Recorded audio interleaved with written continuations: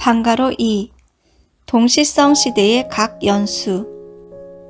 하나님은 동시성 시대의 역사를 어림짐작으로 대충 형성하신 것이 아니라 어떤 원칙을 따라 형성해 오셨습니다. 동시성이라는 말은 지난 시대의 역사적 사연이 그대로 반복되어 나타나는 것이라고 했습니다. 그것을 내용적으로 분류하면 상징적 동시성이거나 형상적 동시성이거나 실체적 동시성이 되지만 외면적으로는 모두가 수리적으로 나타납니다. 수리적 동시성입니다. 아담부터 아브라함의 손자 야곱이 아들 요셉을 만날 때까지의 기간을 상징적 동시성 시대라고 합니다. 그 다음에 아브라함부터 예수님이 오실 때까지의 기간을 형상적 동시성 시대라고 합니다. 또 이스라엘 민족의 불신으로 예수님이 십자가에 돌아가신 이후부터 재림주님이 오실 때까지를 실체적 동시성 시대라고 합니다. 괄호 1. 상징적 동시성 섭리시대. 창조의 단계는 6단계입니다. 하나님은 6일이라는 기간을 거쳐 유형세계를 창조했습니다. 우리가 알고 있는 24시간을 단위로 한 하루가 아니고 일정한 창조의 기간을 하루라고 합니다. 6단계를 거쳐서 창조했다는 것입니다. 그런데 아담 해와의 타락으로 창조 6단계를 잃어버렸습니다. 그것을 다시 복귀하려면 잃어버린 6단계를 통해서 다시 찾아와야 합니다. 아담부터 노아까지 1단계, 노아부터 아브라함, 이삭, 야곱까지 2단계, 아브라함부터 야곱의 장자권 복귀까지 3단계, 야곱의 장자권 복귀부터 야곱이 하란으로 피신하기까지 4단계, 야곱이 하란으로 피신한 때부터 야곱이 가나안으로 돌아가기까지 5단계, 야곱이 가나안으로 돌아간 이후부터 야곱이 아들 요셉을 만날 때까지 6단계를 찾아서 복귀해야 합니다. 아담은 믿음의 기대와 실체의 기대를 세워야 합니다. 믿음의 기대에는 반드시 믿음을 세우는 기간이 있습니다. 소생기, 장성기, 완성기의 3단계 성장 기간이 12수, 4수, 21수, 40수를 완성해야 하는 기간입니다. 그런데 타락으로 인하여 그 수를 모두 잃어버렸습니다. 하나님은 아담 이후 10대 만에 노아를 부르셨습니다. 타락한 아담을 중심에서 출발한 것이 아니라 타락하지 않은 아담을 중심에서 출발한다는 기준에서 노아를 불렀기 때문에 10대를 거칩니다. 10대를 지나는 이유는 10수가 완전수이고 귀일수이기 때문입니다. 아담부터 10대를 거쳐서 노아 때에는 타락하지 않은 아담의 입장에서 다시 출발하는 노정이 남아있으므로 10수를 중심한 섭리 역사가 전개됩니다. 아담부터 노아까지 10대를 거치다 보니 1600년이 지났습니다. 1600년이 걸린 이유는 원래 아담 가정을 중심한 후손들의 수명이 길었기 때문입니다. 아담은 930년을 살았고 에녹은 960년을 살았습니다. 사람들이 오래 살았으므로 10대를 거치다 보면 약 9000년이 지나게 됩니다. 그렇게 된다면 지금까지도 메시아가 올 수 없습니다. 노아 때부터 인간의 수명이 단축되었습니다. 탕감의 역사가 다 끝난 다음부터는 인간의 수명이 길어질 것입니다. 하나님은 역사를 지연하는 섭리를 하실 수 없으므로 10대를 지나 1600년을 찾아 섭리를 하게 됩니다. 1600년은 사탄에게 잃어버린 40수를 입체적으로 찾아온 것입니다. 40수의 4위기대의 4를 곱하면 160입니다.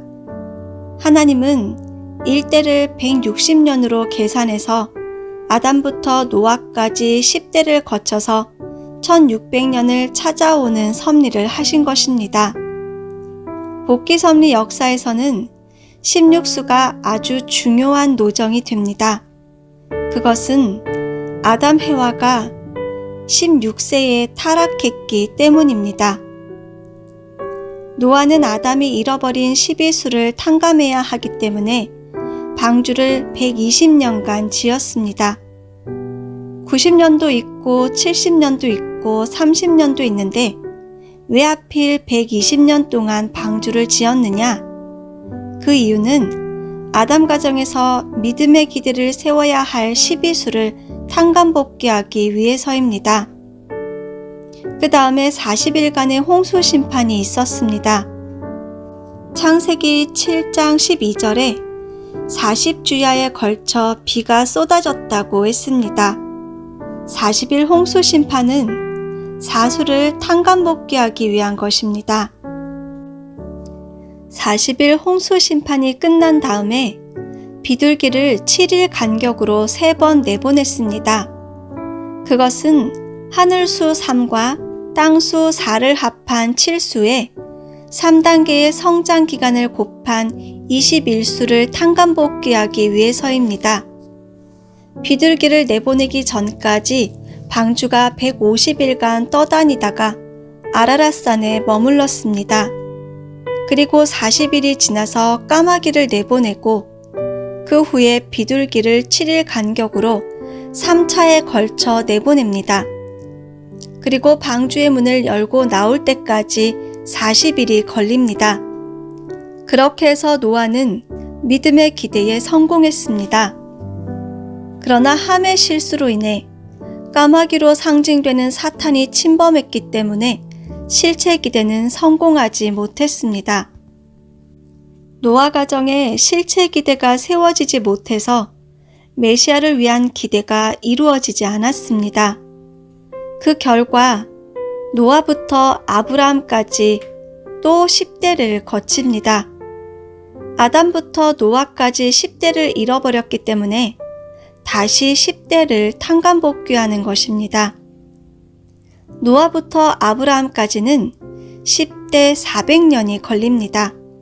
400년은 40수를 10배한 횟수입니다. 40일은 아기가 태어나 눈도 잘 가누지 못할 만큼 아주 짧은 기간으로 40일로는 1대를 탕감할 수 없기에 1일을 년으로 계산하여 40년을 1대로 넘어갑니다. 그래서 1대를 40년으로 하여 노아부터 아브라함까지 10대이니 400년이 된 것입니다. 아담, 노아, 아브라함 세 시대를 한꺼번에 탕감복귀하기 위해서 아브라함이 비둘기, 양, 암소, 새 제물을 헌제하게 됩니다. 아담 가정과 노아 가정이 잃어버린 것을 되찾기 위해서 아브라함 가정에서 새 제물을 놓고 탕감복귀하려고 한 것입니다. 그런데 아브라함이 비둘기를 쪼개지 않았습니다. 소생기를 상징하는 비둘기를 쪼개지 않아서 장성기에서 완성기까지 한꺼번에 무너졌습니다. 아브라함의 헌재 실수로 말미암아 거기에서 찾아야 할 믿음의 기대 12수, 4수, 21수, 40수를 찾지 못했습니다. 그래서 아브라함부터 이삭, 야곱을 거치는 종적인 3대를 횡적으로 탕감복귀하는 기간이 필요합니다. 그것을 종으로 된 횡적 탕감복귀라고 합니다. 아담, 노아, 아브라함이 다 같이 종적으로 찾아야 할 것을 아브라함이 실수하여 잃어버렸기 때문에 그것을 횡적으로 전개하면서 탕감복귀하는 것입니다. 아브라함이 가나안으로 가기 위해 고향을 떠난 때부터 야곱이 형 에서로부터 장자권을 찾아올 때까지의 기간이 120년인데 이 기간이 120수를 탕감복귀하는 기간입니다.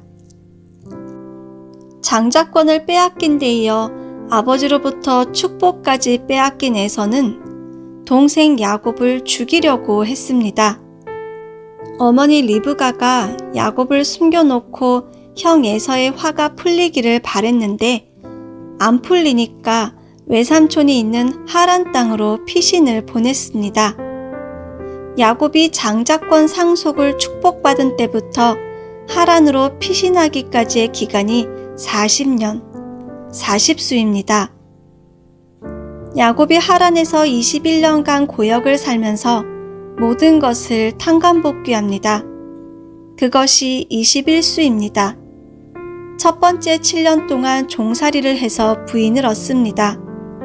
애초에 야곱이 라반의 둘째 딸을 원해서 라반이 그렇게 하기로 약속했는데 첫째 딸을 주어서 또 7년 종살이를 하고 둘째 딸과 결혼합니다.